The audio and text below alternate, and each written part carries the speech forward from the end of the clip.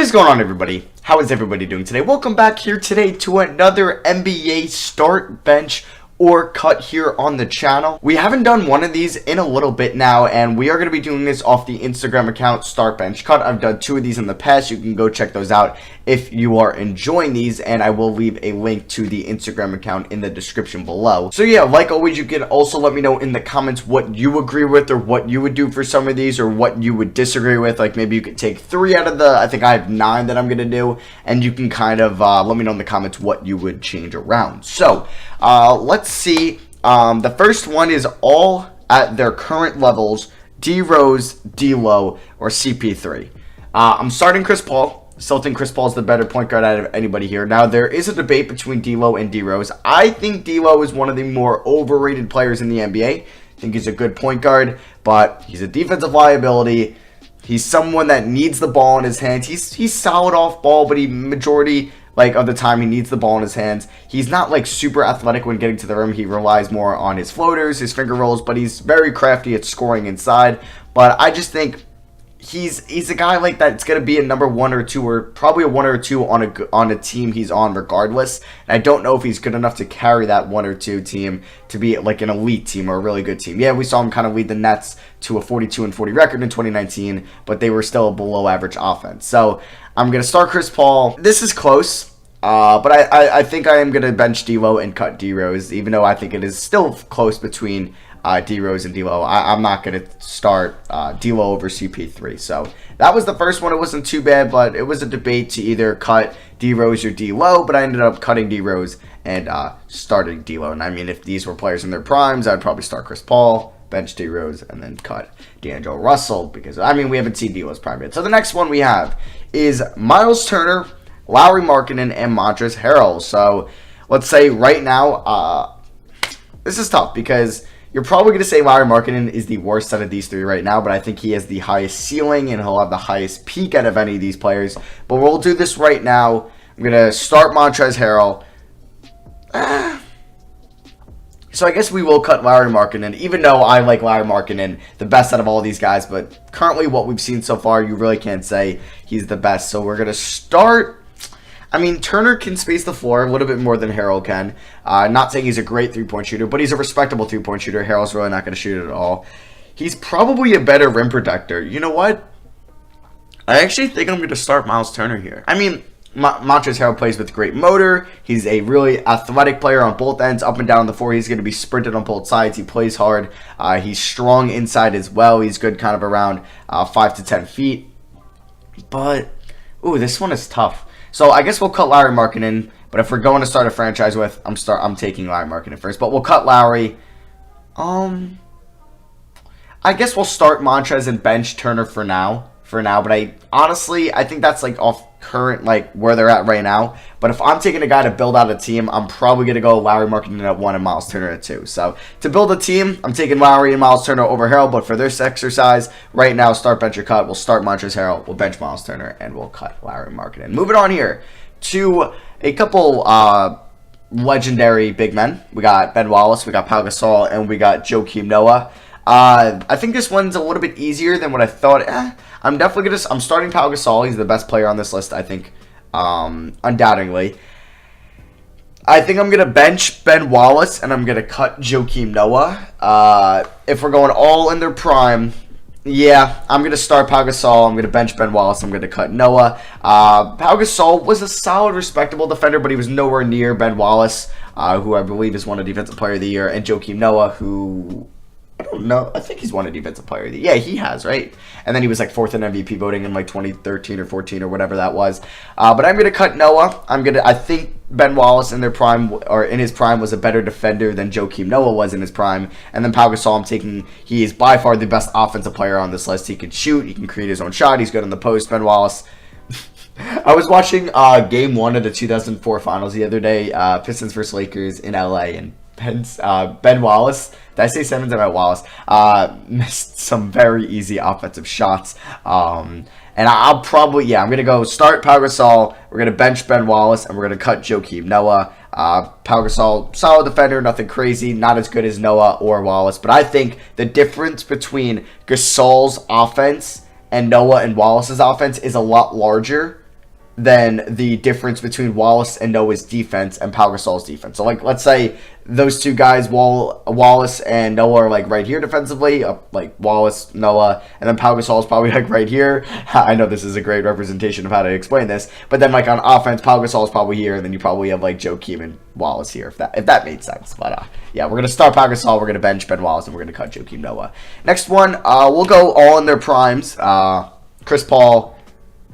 What's his name? Kyrie Irving. What's his name? And Steve Nash. I'm cutting Kyrie at this moment. Kyrie could be amazing in Brooklyn, but what we've seen from Kyrie, I don't know if it reaches the peak of Nash and Paul. Yes, he's the only player here to win a ring, and he was probably more clutch player and probably the best offensive or the best scorer out of anybody on this list. But who knows? Nash, I mean, the guy was super efficient anyway, and he played a little bit before his time with the whole 7 seconds or less. This one's tough. I'm going to cut Kyrie Irving.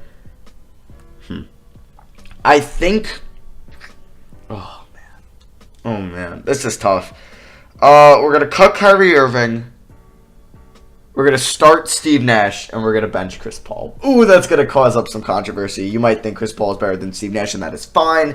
Both these guys are 2 top 7 point guards of all time, and they're both 2 greatest players at their positions. Steve Nash kind of mainly in the 2000s, and then you had Chris Paul in the 2010s. Because Chris Paul, when he was in New Orleans, man, and his early days in LA, like, incredible point guard, incredible defender. Steve Nash was just super efficient. He's the best probably passer on this list, the best playmaker. Kyrie's probably the best ball handler on this list. But yeah, I'm gonna start Steve Nash. I'm gonna bench Chris Paul. I'm gonna cut Kyrie Irving. This one was tough, and you might have a different opinion. You might start Chris Paul and bench Steve Nash. You might start Chris Paul, bench Kyrie Irving, and cut Steve Nash. Let me know in the comments below. So that was the 4th one. We have 5 more here. We got Paul Pierce, we got Klay Thompson, and we got Carmelo Anthony. So we have all these players in their primes. Ooh.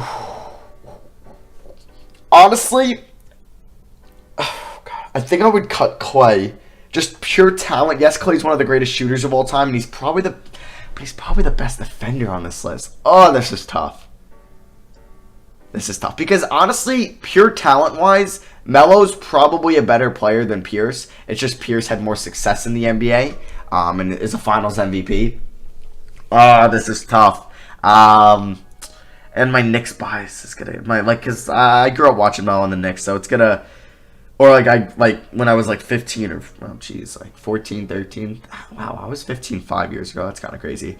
I don't know. This one's tough. I'm going to. All right. Greatest achievement and skill wise, I'm going Pierce, Klay, Melo, just because Klay with the defense and the 3 rings. But if we're going pure skill, all right. We're gonna do that. We're gonna do pure skill because I did that for this one as well. We're going to start Carmelo Anthony. We're going to bench Paul Pierce. And we're going to cut Klay Thompson.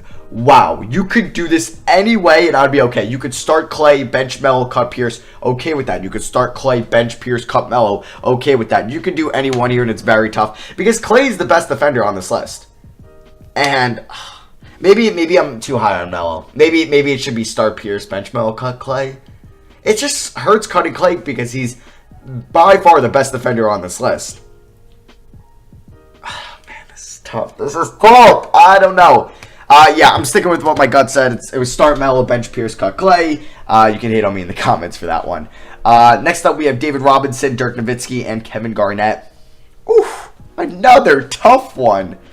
Oh, man. Oh, this is so tough. Oh.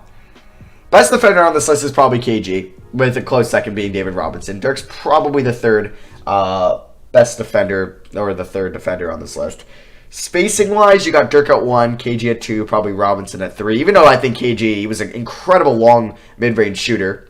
Incredible. He could have been a lot better if he was actually taking more threes in kind of an era where it was more okay to, right now. But, oh, God, this is freaking tough. I hate KG. Growing up as a Knicks fan, hated him, but I respect. Oh my God, I think I might start KG.